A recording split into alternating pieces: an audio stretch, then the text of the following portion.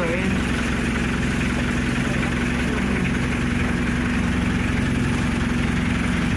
เดี๋ยวขอย่าขอถ่ายรูปไว้ก่อนเก็บไว้ก่อนนี่ชอบนี่มากเลยหน้าเนี่ย เวลาในหลวงราชการที่9ท่านเสด็จนะที่จะห้ามเลยจะไม่ผ่าน ไม่ให้ผ่านเลยไม่ให้รบกวนเสียง